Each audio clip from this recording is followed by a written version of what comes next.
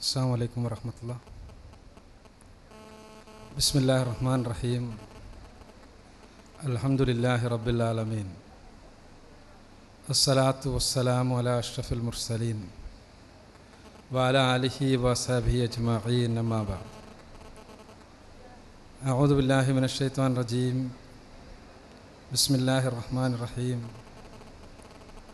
വൈലുൽ ലികുല്ലി ഹുമസത്തിൽ ലുമസഹ الذي جمع مالا وعدده يحسب أن ماله أخلده كلا لينبذن في الحطمة.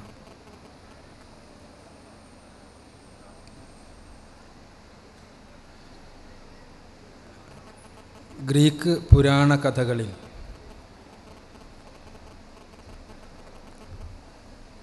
Narcissus എന്ന് പറഞ്ഞ ഒരു വേടൻ്റെ കഥയുണ്ട്. അതിസുന്ദരനായ നാർസിസസ്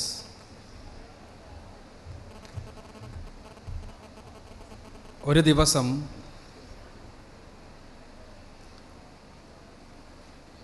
തൻ്റെ പ്രതിബിംബം ഒരു കുളത്തിൽ കാണാനിടയായി. അന്നു മുതൽ നാർസിസസ് സ്വന്തം പ്രതിബിംബത്തെ, സ്വന്തത്തെ സ്നേഹിക്കാൻ തുടങ്ങി. ആ സ്നേഹം കാമമായി, പിന്നെ അതൊരു രോഗമായി, അവസാനം കുളത്തിലെ തൻ്റെ പ്രതിബിംബത്തെ പ്രാപിക്കുവാൻ വേണ്ടി കുളത്തിലേക്ക് എടുത്തു ചാടി മരണപ്പെടുന്ന നാർസിസസിൻ്റെ കഥ.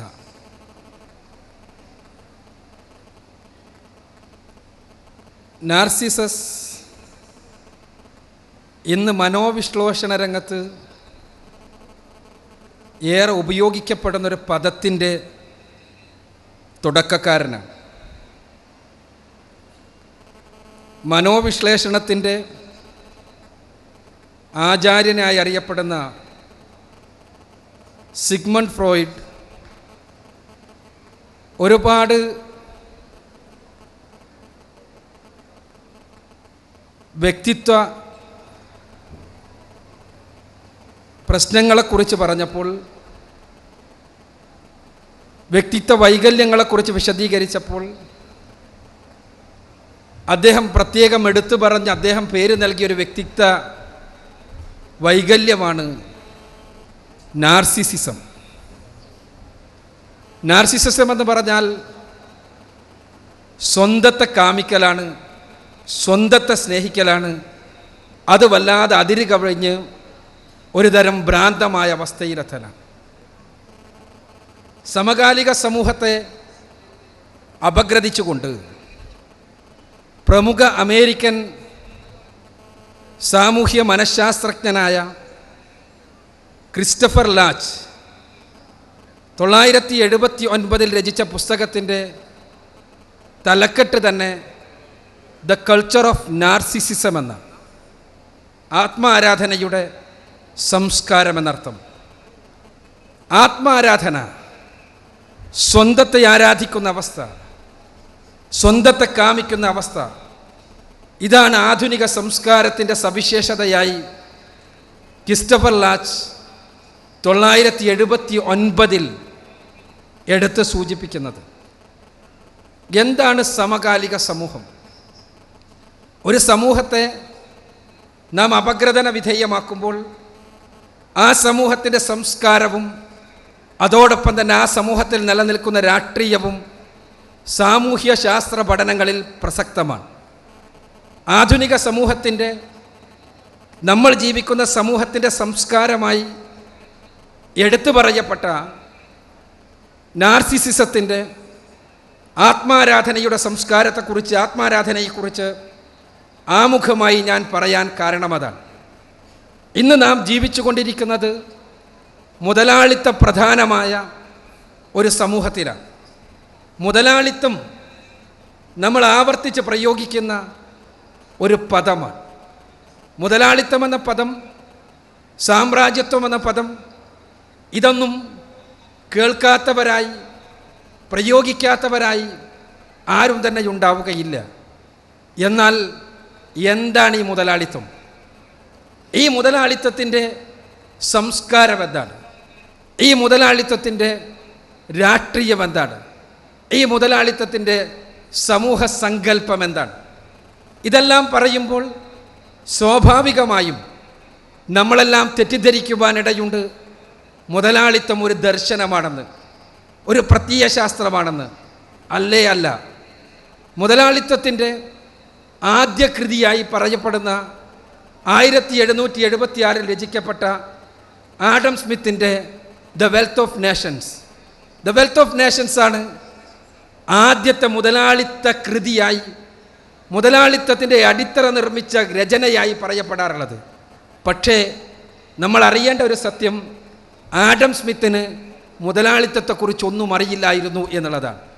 അഥവാ ക്യാപിറ്റലിസം എന്ന നമ്മൾ മുതലാളിത്തമെന്ന് വിളിക്കുന്ന പദത്തിൻ്റെ പരിഭാഷയായ ഇംഗ്ലീഷ് പരിഭാഷയായ ക്യാപിറ്റലിസം, ആ പദം പ്രയോഗിക്കാൻ ആരംഭിക്കുന്നത് പോലും ആഡം സ്മിത്ത് മരണപ്പെട്ടതിന് 2 വർഷങ്ങൾക്ക് ശേഷമാണ് ലോകത്ത് എന്നുള്ളതാണ് യാഥാർത്ഥ്യം. ആരാണ് മുതലാളിത്തത്തിൻ്റെ സൈദ്ധാന്തികൻ?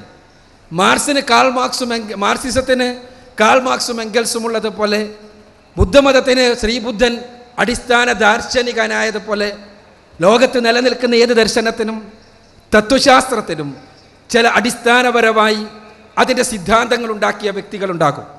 എന്നാൽ ക്യാപിറ്റലിസത്തിൻ്റെ സൈദ്ധാന്തികനാരാണ്? ഈ ചോദ്യത്തിന് ഉത്തരമായി പറയപ്പെടാറുള്ളത് ആഡം സ്മിത്ത് എന്നാണ്. എന്നാൽ ആഡം സ്മിത്തിന് ക്യാപിറ്റലിസത്തെക്കുറിച്ച് അറിയാമായിരുന്നില്ല. ക്യാപിറ്റലിസം ഒരു ദർശനം എന്നുള്ള നിലക്ക് തന്തയില്ലാത്ത ദർശനമാണ് എന്നർത്ഥം. പിതാവില്ലാത്ത ദർശനം. പിതാവില്ലാത്ത ദർശനത്തിന് എപ്പോഴും ഉൽപ്പാദിപ്പിക്കാൻ കഴിയുക പിതൃരഹിതമായ സംസ്കാരത്തെയായിരിക്കും. ഇത് ഞാൻ പറയുമ്പോൾ ഏതെങ്കിലും ഒരു സമൂഹത്തെ കേവലമായ മുൻധാരണയുടെ അടിസ്ഥാനത്തിൽ തെറി പറയാൻ വേണ്ടിയുള്ള ഒരു പ്രയോഗമല്ല. മറിച്ച് ഇൻസ്റ്റിറ്റ്യൂട്ട് ഓഫ് അമേരിക്കൻ വാല്യൂസ് എന്ന സംഘടന, അമേരിക്കൻ മൂല്യങ്ങളെ പഠിപ്പിക്കുവാൻ വേണ്ടിയുള്ള സംഘടന എന്നാണല്ലോ നമ്മളതിനെ മലയാള ഭാഷാന്തരണം പറയേണ്ടത്.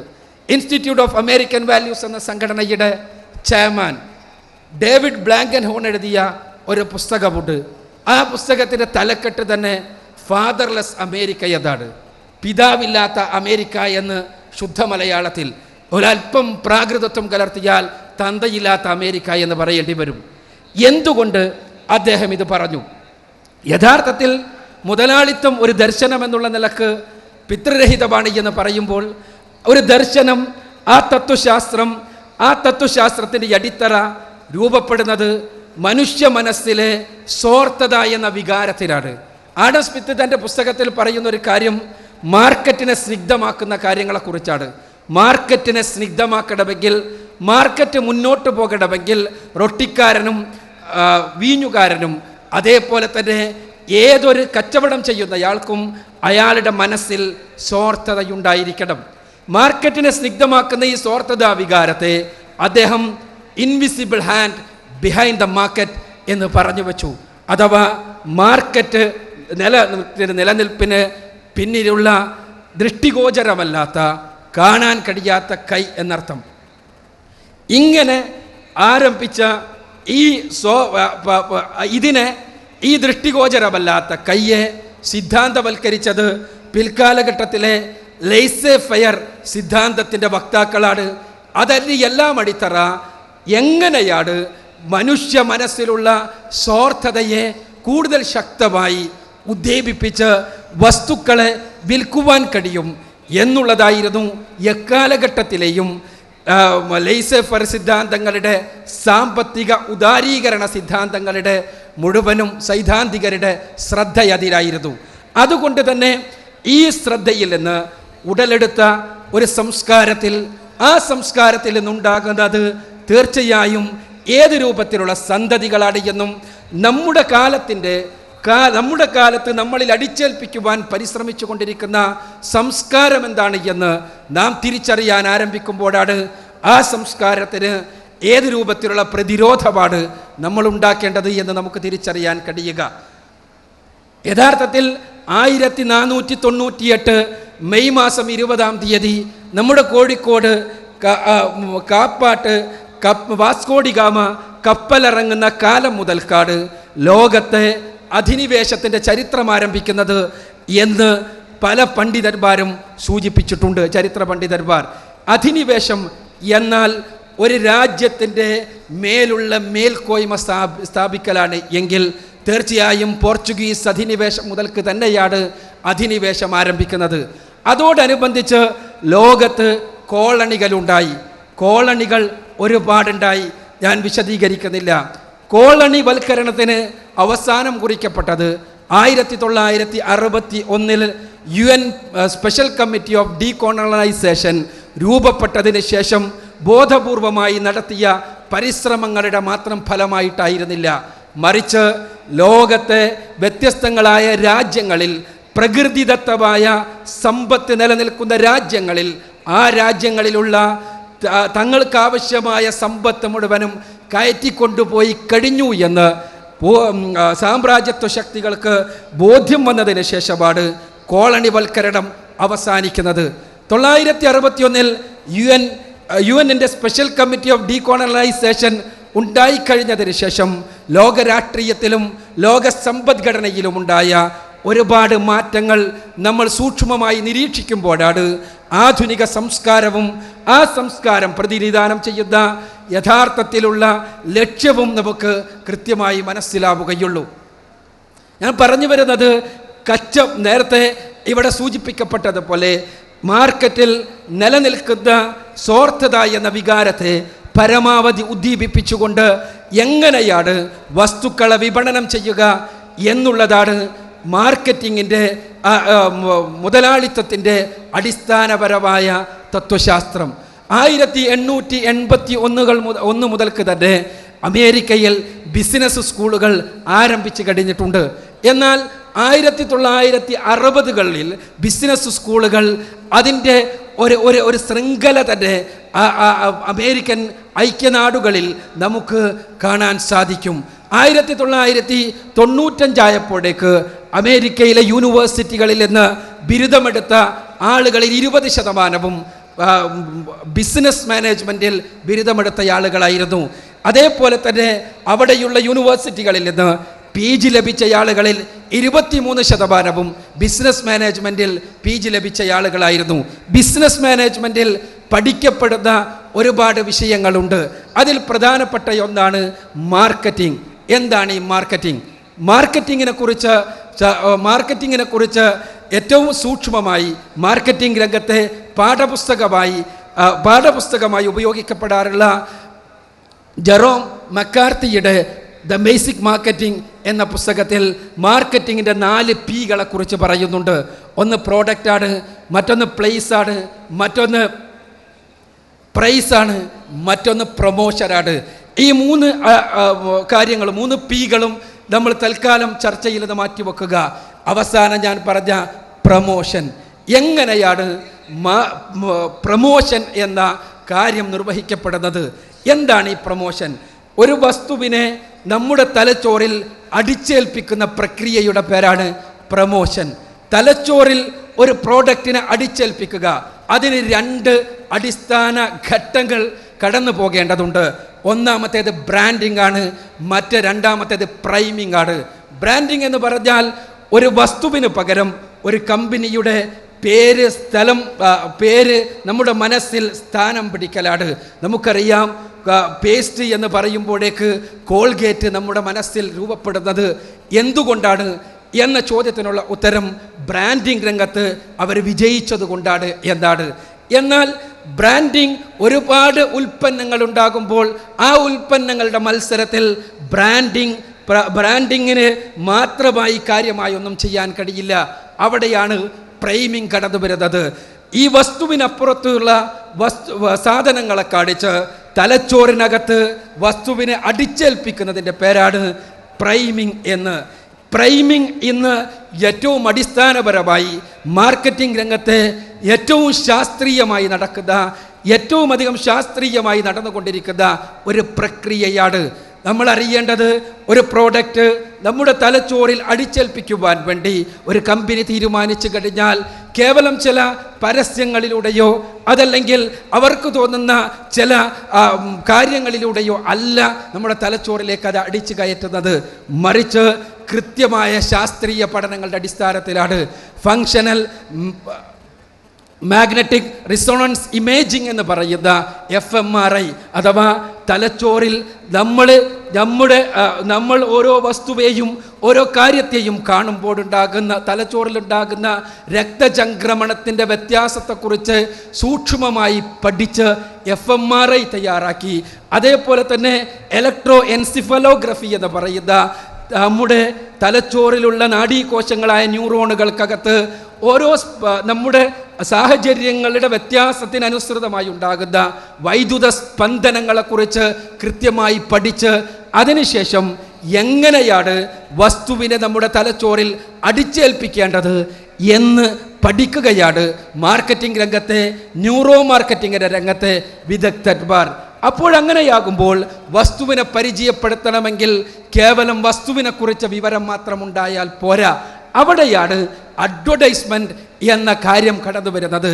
അഡ്വർടൈസ്മെൻറ്റിനെ കുറിച്ച് പറയുമ്പോൾ കമ്മ്യൂണിക്കേഷൻ സയൻസിൽ ഇന്ന് ലോകത്തെ ഒന്നാം തരക്കാരനായി പറയപ്പെടുന്ന മാസച്യൂസെറ്റ്സ് യൂണിവേഴ്സിറ്റിയിലെ കമ്മ്യൂണിക്കേഷൻ വിഭാഗത്തിൻ്റെ തലവനായിട്ടുള്ള ഡോക്ടർ സഡ്ജള്ളി, അദ്ദേഹത്തിൻ്റെ ദ കോഡ് ഓഫ് അഡ്വർടൈസിംഗ് എന്ന പുസ്തകത്തിൽ പറയുന്ന ഒരു കാര്യം അടിവരയിട്ടുകൊണ്ട് നമ്മൾ മനസ്സിലാക്കേണ്ടതുണ്ട്.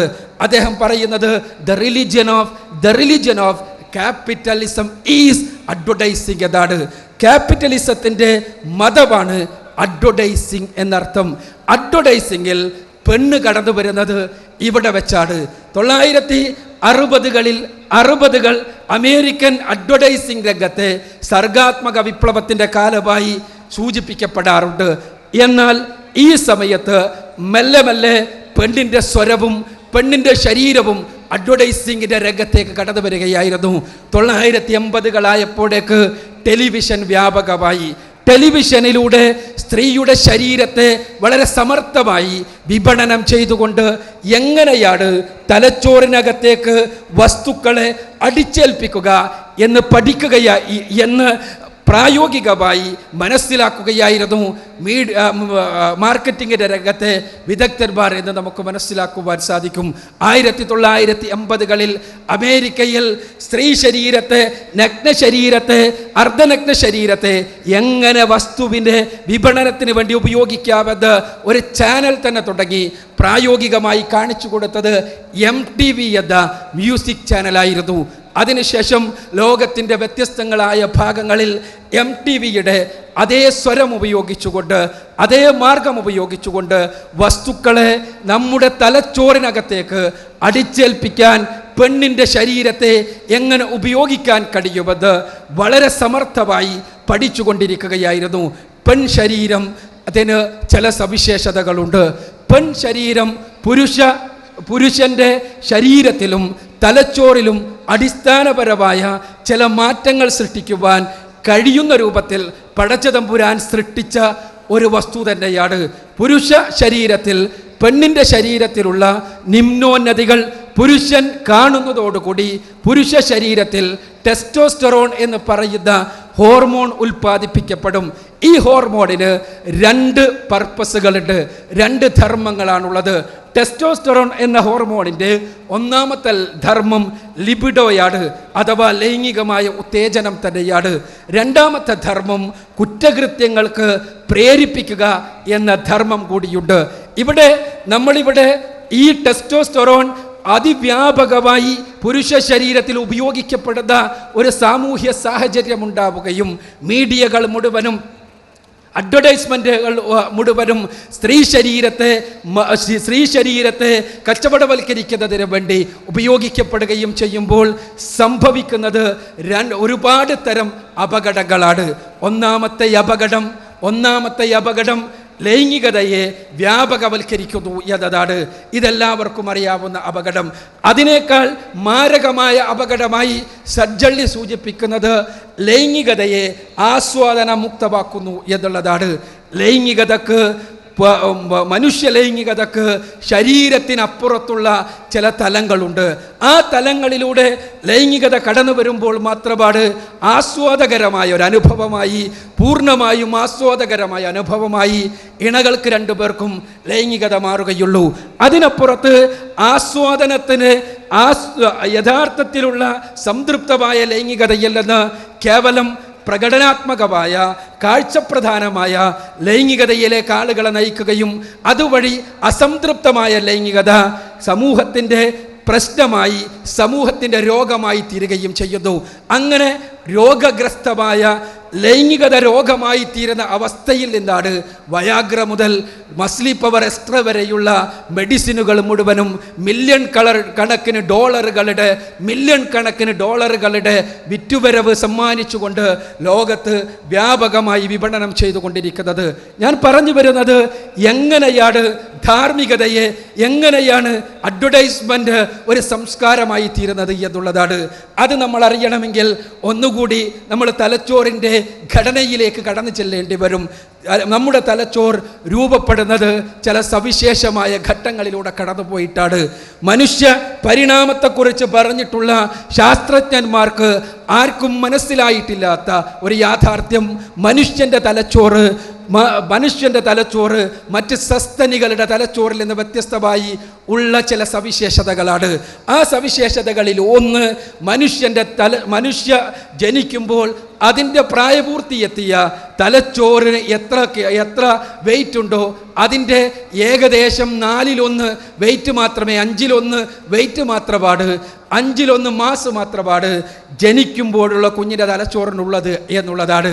മറ്റു ജീവികൾക്കെല്ലാം 50%, മറ്റ് സസ്തനികൾക്കെല്ലാം 50% അതല്ലെങ്കിൽ അതിലധികമോ വെയിറ്റ് ഉള്ളപ്പോൾ മനുഷ്യ കുഞ്ഞിൻ്റെ തലച്ചോറ് ഏകദേശം 360 ഗ്രാം ജനിക്കുമ്പോഴുണ്ടെങ്കിൽ പ്രായപൂർത്തിയെത്തിയ ഒരു മനുഷ്യൻ്റേത് 1470 ഗ്രാമാണ്. ഈ ഒരു വളർച്ച എങ്ങനെയാണ് എന്നുള്ളത് പഠിക്കേണ്ട വിഷയമാണ് വിദ്യാർത്ഥികൾ എന്നുള്ള നിലക്ക്, ലോക സമകാലത്തെക്കുറിച്ച് പഠിക്കുന്നവർ എന്നുള്ള നിലക്ക് വളരെ ഗൗരവതരമായി പഠിക്കേണ്ട വിഷയമാണ്.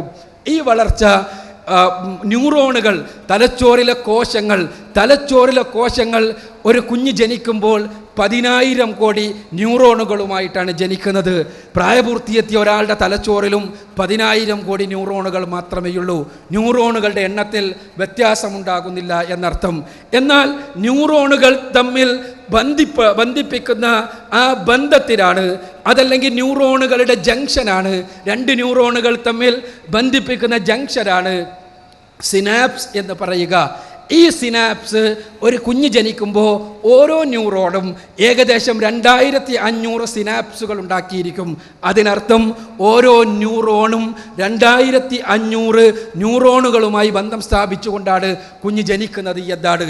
എന്നാൽ 3 വയസ്സുള്ള ഒരു കുഞ്ഞിനെ പരിശോധിച്ചാൽ ഓരോ ന്യൂറോണും 15,000 മറ്റ് ന്യൂറോണുകളുമായി ബന്ധം സ്ഥാപിച്ചിട്ടുണ്ടാകും. അഥവാ 15,000-ഓളം സിനാപ്സുകൾ രൂപപ്പെട്ടിട്ടുണ്ടാകും. പ്രായപൂർത്തിയെത്തിയ അല്ലെങ്കിൽ ഒരു 12 വയസ്സുള്ള അഡോളസൻസിലെത്തിയ കുട്ടിയുടെ തലച്ചോറ് പരിശോധിച്ചാലാകട്ടെ ഏകദേശം 7,000-ഓളം സിനാപ്സുകൾ മാത്രമേ ഉണ്ടാവുകയുള്ളൂ. അഥവാ 2,500 നിന്ന് തുടങ്ങി 3 വയസ്സാകുമ്പോഴേക്ക് 15,000 ആവുകയും പിന്നീട് പിന്നോട്ട് പോയി 7,000-ലെത്തുകയും ചെയ്യുന്നു. എന്നാൽ 12 വയസ്സിന് ശേഷമുള്ള കുഞ്ഞിലെ തലച്ചോറിലുള്ള സിനാപ്സുകളുടെ എണ്ണത്തിൽ കാര്യമായ വ്യത്യാസമൊന്നും ഉണ്ടാകുന്നില്ല. ഇത് ഞാൻ പറഞ്ഞത് എന്തുകൊണ്ടെന്ന് വെച്ചാൽ സിനാപ്സുകൾക്കകത്താണ് വിവരങ്ങൾ, നമ്മൾ ഇപ്പോൾ ഇവിടെ പലർക്കും ചർച്ച ചെയ്ത ഇൻഫോർമേഷൻ ശേഖരിക്കുന്നത്. ഈ ഇൻഫോർമേഷൻ ഉപയോഗിച്ചുകൊണ്ടാണ് അറിവ് എന്ന സങ്കല്പത്തിലേക്ക്, അറിവ് എന്ന സംജ്ഞയിലേക്ക് ആളുകൾ എത്തുന്നത്. ഈ സിനാപ്സുകൾക്കകത്ത് ശേഖരിക്കപ്പെടുന്ന അറിവ്, ഇൻഫോർമേഷൻ, ആ ഇൻഫോർമേഷൻ എന്തടിസ്ഥാനത്തിലുള്ളതാണോ അതിൻ്റെ അടിസ്ഥാനത്തിലുള്ളതായിരിക്കും കുട്ടിയുടെ സംസ്കാരം എന്ന് ഇന്ന് എടുത്തു പറയുകയാണ് അമേരിക്കൻ സൈക്കാട്രിക് അസോസിയേഷനെ പോലെയുള്ള സംഘങ്ങൾ. വളരെ ചുരുക്കി പറഞ്ഞാൽ 3 വയസ്സുവരെയുള്ള സമയത്ത് കുട്ടിയുടെ തലച്ചോറിൻ്റെ ഹാർഡ്വെയർ രൂപപ്പെടുത്തുമെന്നും 10 വയസ്സാകുമ്പോഴേക്ക് അല്ലെങ്കിൽ 12 വയസ്സാകുമ്പോഴേക്ക് അഡോളസൻസിലെത്തുമ്പോഴേക്ക് കുട്ടിയുടെ തലച്ചോറിൻ്റെ സോഫ്റ്റ്വെയറും അടിസ്ഥാന പ്രോഗ്രാമുകളും രൂപപ്പെടുത്തുമെന്നും അതിനുശേഷം ഉള്ള പ്രോഗ്രാം അനുസരിച്ച് പ്രവർത്തിക്കുക മാത്രമാണ് ചെയ്യുന്നത് എന്നും വിശദീകരിക്കപ്പെടുകയാണ്. ഒന്നുകൂടി അടുക്കളയുടെ ഭാഷയിൽ പറഞ്ഞാൽ 3 വയസ്സിൻ്റെ ഉള്ളിൽ നമ്മൾ ജനിക്കുന്ന കുഞ്ഞ് യഥാർത്ഥത്തിൽ ഒരല്പം ഗോതമ്പ് പൊടി മാത്രമാണ്, ഗോതമ്പ് മാവ് മാത്രം.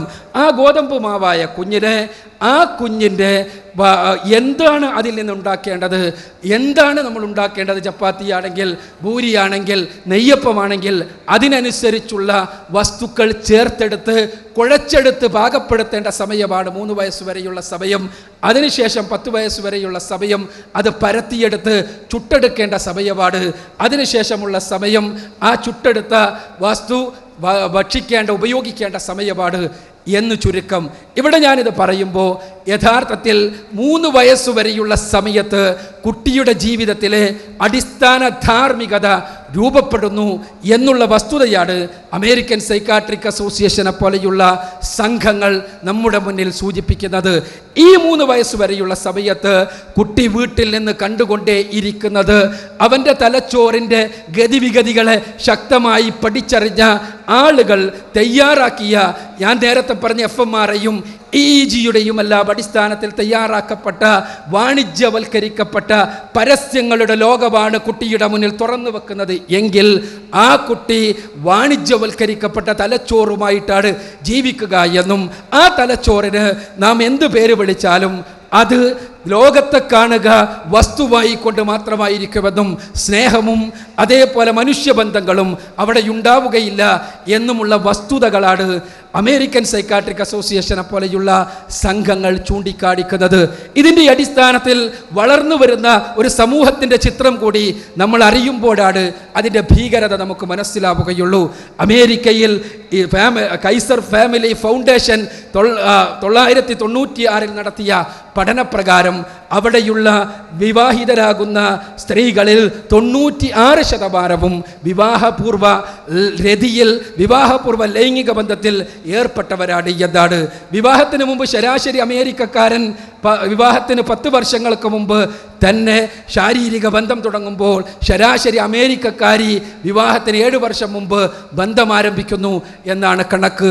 ഇവിടെ കേവലം ലൈംഗികതയിൽ മാത്രം അവസാനിക്കുന്നില്ല ഈ പ്രശ്നം, മറിച്ച് പുതിയ തലമുറയിൽ വളർന്നു വന്നുകൊണ്ടിരിക്കുന്ന അക്രമവാസനയും പുതിയ തലമുറയിൽ ഉണ്ടായിക്കൊണ്ടിരിക്കുന്ന വസ്തുഭ്രമവും വസ്തുക്കൾക്ക് വേണ്ടി എന്തെങ്കിലും കാര്യങ്ങൾ ലഭിക്കുവാൻ വേണ്ടി തീവ്രമായി അപകടകരമായി കലാപത്തിൻ്റെ മാർഗം ഉപയോഗിക്കുന്ന കുഞ്ഞുങ്ങളുടെ ഗതിയുമെല്ലാം യഥാർത്ഥത്തിൽ ന്യൂറോ മാർക്കറ്റിങ്ങിന് വിധേയമാക്കപ്പെട്ട തലച്ചോറിൻ്റെ സൃഷ്ടികളാണ് എന്ന് പറയുന്നത് ഏതെങ്കിലും മതമൗലികവാദി സംഘങ്ങളല്ല, മറിച്ച് അമേരിക്കൻ സൈക്കാട്രിക് അസോസിയേഷൻ്റെ ഔദ്യോഗിക വെബ്സൈറ്റായ APA.org എന്ന വെബ്സൈറ്റാണ് എന്ന് നമ്മൾ തിരിച്ചറിയണം. ഇതിൻ്റെ അടിസ്ഥാനത്തിൽ മക്കളെ ടെലിവിഷൻ കാണിക്കല്ലേ എന്ന് പറഞ്ഞുകൊണ്ട് പ്രഗത്ഭരായ അമേരിക്കൻ മനഃശാസ്ത്രജ്ഞന്മാർ ഒരേ സ്വരത്തിൽ നമ്മളോട് പറയുമ്പോൾ നമ്മൾ നമ്മുടെ ഭാരതത്തിലേക്ക് തിരിച്ചു വരേണ്ടി വരികയാണ്. നിങ്ങളുടെ ചട്ടുകത്തിലേക്ക്, നമ്മുടെ സമകാലിക സമൂഹത്തിൻ്റെ സംസ്കാരത്തിലേക്ക് നമ്മൾ തിരിച്ചു വരേണ്ടി വരികയാണ്. എന്തുകൊണ്ടെന്നാൽ സമകാലിക സമൂഹം എന്ന് പറഞ്ഞാൽ നമ്മുടെ സമൂഹം, ആ സമൂഹത്തിൻ്റെ ധർമ്മം എന്താണ്, സംസ്കാരം എന്താണ് എന്ന് തിരിച്ചറിയേണ്ടി വരികയാണ്. ഇന്ത്യ രാജ്യം ഇന്ത്യയിലെ 41% ജനങ്ങളും പോവർട്ടി ലൈനിന്, ദാരിദ്ര്യരേഖയ്ക്ക് കീഴെയാണ് എന്നാണ് 2005 വേൾഡ് ബാങ്കിൻ്റെ കണക്ക്. എന്നാൽ ഇന്ത്യ രാജ്യത്ത് ഇന്ന് 2010 അവസാനിക്കുമ്പോൾ ഇന്ത്യയിലെ 13.4 കോടി വീടുകളിൽ ടെലിവിഷൻ ചാനലുകൾ വ്യാപകമായി ഉപയോഗിക്കപ്പെടുന്നുണ്ട്. ഇന്ത്യ രാജ്യത്താകെയുള്ള വീടുകളുടെ എണ്ണം 22.3 കോടിയാണ് എന്നുകൂടി നമ്മൾ മനസ്സിലാക്കണം. ആ വീടുകളിൽ 13.4 വീടുകളിൽ 4 കോടി വീടുകളിൽ ടെലിവിഷൻ ചാനൽ വ്യാപകമായി ഉപയോഗിക്കപ്പെടുന്നു. ഇന്ത്യയിൽ ഇന്ന് 515 ചാനലുകളുണ്ട്. അതിൽ 150ഓളം പേ ചാനലുകളാണ്. ഇന്ത്യ രാജ്യത്തെ 2011 ടെലിവിഷൻ രംഗത്തുള്ള ആളുകളുടെ കണക്കുകൾ പ്രകാരം 2011 എന്ന വർഷത്തിൽ ടെലിവിഷനിൽ നിന്ന് ഉണ്ടാകേണ്ട വിറ്റുവരവ് $11 ബില്യൺ അഥവാ 55,000 കോടി രൂപ. ഇത്തരം ഒരു സമൂഹത്തിൽ ആണ് നമ്മൾ ജീവിക്കുന്നത്. ആ ടെലിവിഷൻ നമ്മുടെ സംസ്കാരം നിർണ്ണയിക്കുന്ന, നമ്മൾ എന്താകണമെന്ന് നിർണ്ണയിക്കുന്ന, നമ്മൾ എന്ത് വാങ്ങണമെന്ന് നിർണ്ണയിക്കുന്ന, നമ്മൾ ഏത് രൂപത്തിൽ ചിന്തിക്കണമെന്ന് പ്രതികരിക്കണമെന്ന് നിർണ്ണയിക്കുന്ന ഒരു ലോകത്താണ് നമ്മൾ ജീവിക്കുന്നത്. ഈ ലോകത്തിൻ്റെ മുന്നിൽ ഒരു പ്രതിരോധമായി നിലനിൽക്കുന്നത് വസ്തുതാപരമായി പറഞ്ഞാൽ ഇസ്ലാം മാത്രമാണ്. ജീവിക്കുന്ന ഒരു മതമെന്നുള്ള നിലക്ക് പ്രതിരോധമായി നിലനിൽക്കുന്നത് ഇസ്ലാം മാത്രമാണ് എന്നുള്ളതാണ് സത്യം. മാർക്കറ്റിങ്ങിൻ്റെ രംഗത്തെ 5 അടിസ്ഥാനപരമായ കാര്യങ്ങളുണ്ട്. ഈ കാര്യങ്ങൾ ഉപയോഗിച്ചുകൊണ്ടാണ് മാർക്കറ്റിങ്ങിനെ സ്നിഗ്ധമാക്കുവാൻ വേണ്ടി മുതലാളിത്ത ലോകം എപ്പോഴും പരിശ്രമിച്ചു കൊണ്ടിരിക്കുക. ഈ മാർക്കറ്റിങ്ങിനെ സ്നിഗ്ധമാക്കാൻ വേണ്ടി ഉപയോഗിക്കുന്ന 5 കാര്യങ്ങളിൽ ഒന്നാമത്തേത് ലഹരിയാണ്. രണ്ടാമത്തേത് പെണ്ണിൻ്റെ യഥാർത്ഥത്തിലുള്ള ശരീര വിൽപ്പന തന്നെയാണ് രതിയും ലഹരിയും. ഇത് മാർക്കറ്റിംഗ് എക്സിക്യൂട്ടീവുകളെ പ്രചോദിപ്പിക്കുവാനാണെങ്കിൽ ആസക്തി വളർത്തിക്കൊണ്ട് ഞാൻ നേരത്തെ പറഞ്ഞ ന്യൂറോ മാർക്കറ്റിങ്ങിലൂടെ നമ്മുടെയെല്ലാം തലച്ചോറുകളെ വസ്തുവൽക്കരിക്കുന്നതിന് വേണ്ടി ഉപയോഗിക്കപ്പെടുന്നത് പ്രധാനമായും പെണ്ണിൻ്റെ സൗന്ദര്യത്തെയും, അതേപോലെ ഈ രംഗത്ത് ആളുകളെ ചൂഷണം ചെയ്യുവാൻ വേണ്ടി ഉപയോഗിക്കുന്നത് ലോട്ടറിയും അതേപോലെ പലിശയും. ഇതെല്ലാം നിലനിൽക്കുമ്പോൾ ലോട്ടറിയും പലിശയും പെണ്ണിൻ്റെ ശരീര സൗന്ദര്യത്തിൻ്റെ പ്രകടനവും ലഹരിയും അതേപോലെ തന്നെ പെണ്ണിൻ്റെ ശരീര വിൽപ്പനയുമെല്ലാം മാർക്കറ്റിങ്ങിനെ സ്നിഗ്ധമാക്കുവാനുള്ള അടിസ്ഥാന സ്തംഭങ്ങളായി നിലനിൽക്കുന്ന ഒരു ലോകത്ത് ഇസ്ലാം മാത്രം പുറംതിരിഞ്ഞു നിൽക്കും. എന്തുകൊണ്ട് ഇസ്ലാം പുറംതിരിഞ്ഞു നിൽക്കും? തീർച്ചയായും ഇസ്ലാമികമായി പറയുമ്പോൾ ഈ 5 പ്രമാണങ്ങളോടും ഇസ്ലാം രാജിയില്ലാത്ത സന്ധിയില്ലാത്ത സമരത്തിലാണ്. നിങ്ങൾക്കറിയാവുന്നതാണ്. അതുകൊണ്ട് തന്നെ ഇസ്ലാമിനെ ഒരു സംസ്കാരം എന്നുള്ള നിലക്ക് സ്വീകരിച്ചു കഴിയുന്ന ഒരു സമൂഹത്തിൻ്റെ സംസ്കാരമായി മതമായി അഡ്വർടൈസിങ് മാർക്കറ്റിംഗ് മാറാൻ യാതൊരു നിർവാഹവുമില്ല. ആ നിർവാഹമില്ലായ്മയിൽ നിന്ന് ഉടലെടുക്കുന്ന ആശയമാണ് ഇസ്ലാമിനെ തമസ്കരിക്കുക എന്ന ആശയം. അതിന് രാഷ്ട്രീയമായ ചില തലങ്ങൾ കൂടിയുണ്ട്. വിശദീകരണത്തിലേക്ക് പോകുവാൻ നിർവാഹമില്ല. നമുക്കറിയാം, ഗ്ലോബലൈസേഷൻ എന്ന് ആവർത്തിച്ച് നാം കേട്ടുകൊണ്ടിരിക്കുന്ന പദം, അതിസുന്ദരമായ പദം. ലോകത്തിൽ എല്ലായിടത്തും എല്ലാവർക്കും എല്ലാ പ്രോഡക്റ്റുകളും ലഭിക്കുവാനുള്ള സൗകര്യമുണ്ടാകുന്ന ഒരു സംവിധാനം. ഇസ്ലാം അതിനെതിരല്ല. യഥാർത്ഥത്തിൽ മാനവികമായ ഗ്ലോബലൈസേഷൻ ലോകത്തിൻ്റെ മുന്നിൽ കാണിച്ചു കൊടുത്തത് ഇസ്ലാമാണ് എന്നുള്ളതാണ് യാഥാർത്ഥ്യം. 8-ാം നൂറ്റാണ്ട് മുതൽ 13-ാം നൂറ്റാണ്ട് വരെയുള്ള കാലത്ത് ലോകവ്യാപകമായി നിലനിന്ന മിഡീവൽ ഗ്രീൻ റെവല്യൂഷൻ എന്ന് ചരിത്രകാരന്മാർ എഴുതി വെച്ചിട്ടുള്ള മധ്യകാല ഹരിത വിപ്ലവം എന്ന് എഴുതി വെച്ചിട്ടുള്ള വിപ്ലവം, അഥവാ ലോകത്തിൻ്റെ വ്യത്യസ്തങ്ങളായ പ്രദേശങ്ങളിലുള്ള ആളുകൾക്ക് പരസ്പരം കൊള്ളക്കൊടുക്കകൾ നടത്തി കച്ചവടം നടത്തി നീതിനിഷ്ഠമായ കച്ചവടം എങ്ങനെ നടത്തണമെന്ന് കൃത്യമായി കാണിച്ചു കൊടുത്ത ഇസ്ലാമിക ആദർശം, പ്രായോഗികമായി കാണിച്ചു കൊടുത്ത ഇസ്ലാമിക ആദർശം യഥാർത്ഥത്തിലുള്ള ഗ്ലോബലൈസേഷൻ അതായിരുന്നു. എന്നാൽ ഇന്നത്തെ ഗ്ലോബലൈസേഷൻ്റെ പിന്നിലുള്ള ചില അടിസ്ഥാനപരമായ ചതികൾ നമ്മൾ തിരിച്ചറിയുമ്പോഴാണ് എന്തുകൊണ്ടാണ് അവിടെയും ഇസ്ലാം പ്രതിക്കൂട്ടിൽ നിൽക്കുന്നത് എന്ന് നമുക്ക് മനസ്സിലാവുകയുള്ളൂ. ഇന്നത്തെ ഗ്ലോബലൈസേഷൻ്റെ പിന്നിലുള്ള ചതി നേരത്തെ വിഷയം നമ്മൾ അപഗ്രഥിച്ചതുപോലെ അപഗ്രഥിക്കപ്പെടേണ്ടതുണ്ട്. ഇപ്പോൾ ഇത്രമാത്രം നമ്മളറിയുക ലോകത്തുള്ള പ്രകൃതിജന്യ വസ്തുക്കൾ, അത് വെള്ളമാണെങ്കിലും അതേപോലെ മറ്റ് കാർഷികോൽപ്പന്നങ്ങളാണെങ്കിലും എണ്ണയാണെങ്കിലുമല്ല, മുതലാളിത്ത രാജ്യങ്ങളിലേക്ക് കടത്തിക്കൊണ്ടുപോവുകയും അതിന് പകരം ലോകത്തെല്ലായിടത്തും അവർക്ക് ആവശ്യമില്ലാത്ത എന്നാൽ ആവശ്യമെന്ന് തോന്നിപ്പിച്ചുകൊണ്ട് ഉള്ള വസ്തുക്കളെ വിപണനം ചെയ്യുകയും ചെയ്യുന്നതിൻ്റെ പച്ചയായ പേരാണ് ഗ്ലോബലൈസേഷൻ. ഗ്ലോബലൈസേഷൻ പ്രയോഗക്ഷമമായത് 1995 ജനുവരി മാസം 1-ാം തീയതി ഗാട്ട് എന്നറിയപ്പെടുന്ന general agreement for tariffs and trading എന്നറിയപ്പെടുന്ന അഗ്രിമെൻ്റ് രൂപവൽക്കരിക്കപ്പെട്ടതോടുകൂടിയാണ്. ഞാനതിൻ്റെ വിശദാംശങ്ങളിലേക്ക് കടക്കുകയല്ല, മറിച്ച് ഓയിൽ പൊളിറ്റിക്സ് ആണിന്ന് ലോകത്ത് നടന്നുകൊണ്ടിരിക്കുന്ന ഈ ഗ്ലോബലൈസേഷൻ എന്ന പേരിൽ ആവർത്തിക്കപ്പെട്ടുകൊണ്ടിരിക്കുന്ന ഈ പ്രക്രിയയുടെ യഥാർത്ഥത്തിലുള്ള രാഷ്ട്രീയബദ്ധ നമ്മൾ മനസ്സിലാക്കേണ്ടതുണ്ട്. അവിടെ എണ്ണ നിലനിൽക്കുന്ന രാജ്യങ്ങളിൽ തങ്ങളുടെ അധിനിവേശത്തിന് സാധ്യതമല്ലാത്തൊരവസ്ഥാവിശേഷം നിലനിൽക്കുകയും ആ രാജ്യങ്ങളിൽ തങ്ങൾക്കിടപെടുവാൻ അവസരമുണ്ടാകണമെങ്കിൽ അവിടങ്ങളിൽ എന്തെങ്കിലും രാഷ്ട്രീയമായ പ്രശ്നങ്ങൾ ഉണ്ടാകണമെന്നത് സാമ്രാജ്യത്വത്തിൻ്റെ ആവശ്യമാണ്. അതുകൊണ്ട് തന്നെ മുസ്ലിങ്ങൾ പ്രശ്നക്കാരായി തീരുക എന്നത് സാമ്രാജ്യത്വത്തിൻ്റെ ആവശ്യമാണ്.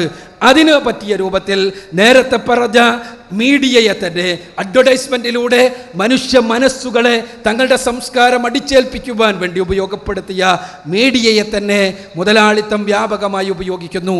അതിൻ്റെ ഫലമായി മുസ്ലിങ്ങളെയും മുസ്ലിങ്ങളല്ലാത്തവരെയും രണ്ട് തലത്തിൽ നിർത്തിക്കൊണ്ട് ഇസ്ലാമിനെ കുറിച്ച് തെറ്റായ സങ്കല്പങ്ങൾ ഉണ്ടാക്കുന്നു.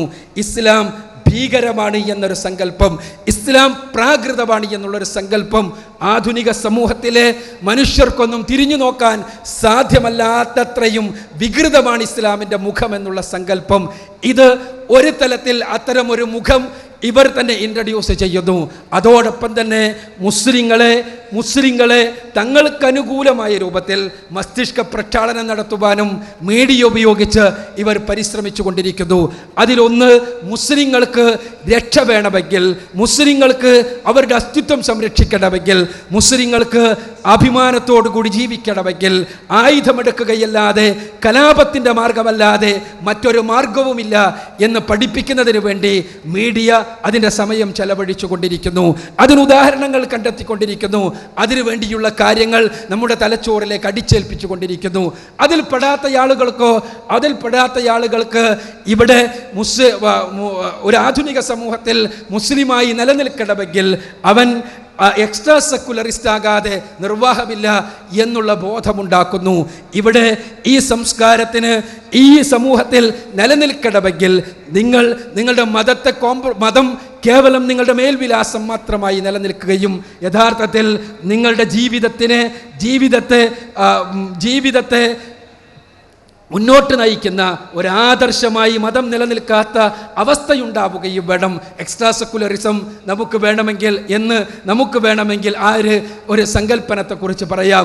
ഇങ്ങനെ രണ്ടാമത് എക്സ്ട്രാ സെക്കുലറിസ്റ്റുകളാക്കുവാൻ വേണ്ടിയുള്ള പരിശ്രമം. മൂന്നാമത്തേതാകട്ടെ ഇസ്ലാമിനെയും പ്രവാചകനെയും കുറിച്ച് തെറ്റായ ധാരണകൾ ഉണ്ടാക്കിക്കൊണ്ട് ആ ഇസ്ലാമിക വിരുദ്ധരാക്കി, മുസ്ലിം വിരുദ്ധരാക്കി, ആദർശ വിരോധികളാക്കി മുസ്ലിങ്ങളെ മാറ്റുക എന്നുള്ള പരിശ്രമം.